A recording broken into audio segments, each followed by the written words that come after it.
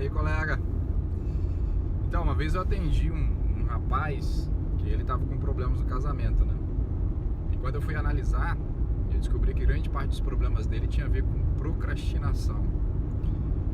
E por quê? Porque ele tinha que fazer uma série de coisas que ele nunca fazia.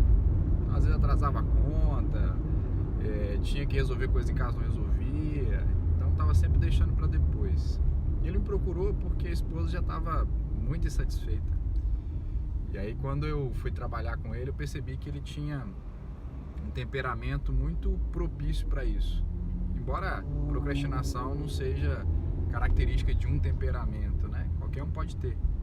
Mas tem alguns que têm mais facilidade para isso, ou mais tendência, né? Tem uns temperamentos que são muito decisivos, rápidos, resolvem as coisas de uma vez. Por quê? Porque eles são mais ativos, normal, tá? Então, para esses temperamentos é um pouco mais difícil de acontecer. Mas no caso dele, o temperamento ainda o favorecia, não ficar deixando as coisas para depois, né?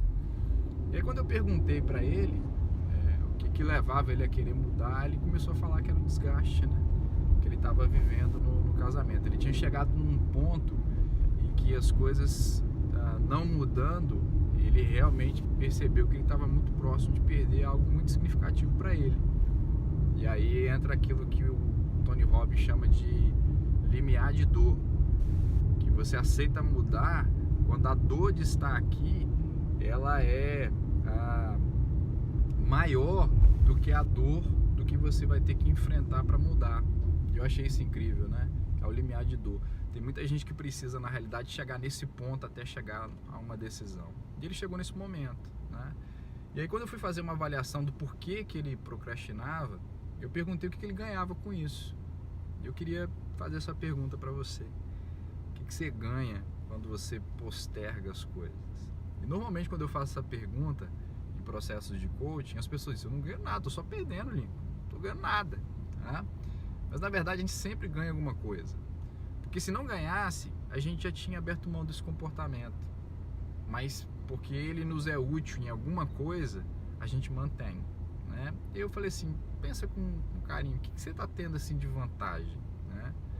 E aí ele me disse assim: eu estou tendo de vantagem, Nico, o fato de que as coisas vão se resolver sozinhas. Porque quando eu não resolvo, alguém resolve por mim. Olha aí, e ele teve um insight ali na hora.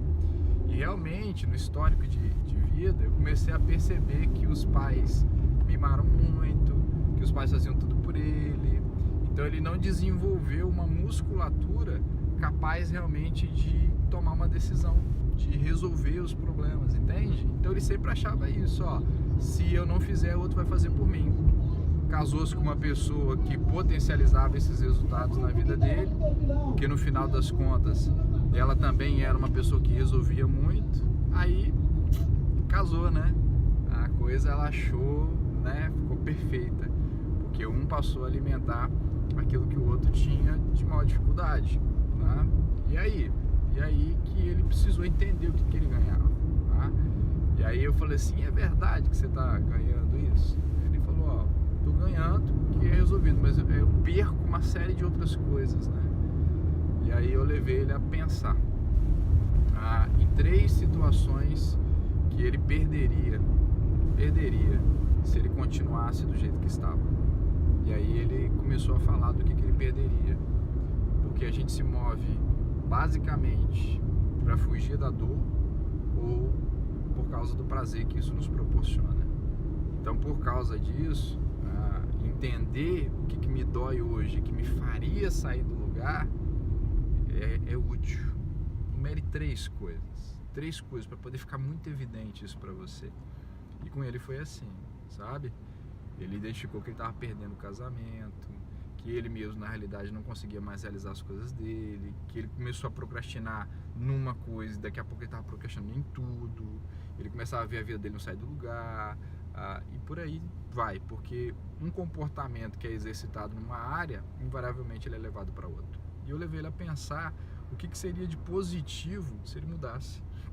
E aí estabeleci com ele, né? Pedi: ó, me dica 3 coisas que vão te ajudar a entender que vale muito a pena mudar. E aí ele começou a enumerar na vida dele aquilo que faria bem para ele. Você sensação de autorrealização, de estar no domínio da própria vida, de conseguir conquistar as coisas que vai ser importante, de manter o casamento, de ser alguém que a esposa olha e sente orgulho dele. O que moveria você a mudar? O que faria você sair do lugar que você está hoje? Que outros ganhos podem ser maiores do que o que você tem hoje? Fica a dica aí para esse dia. Um abraço para você. Tchau, tchau.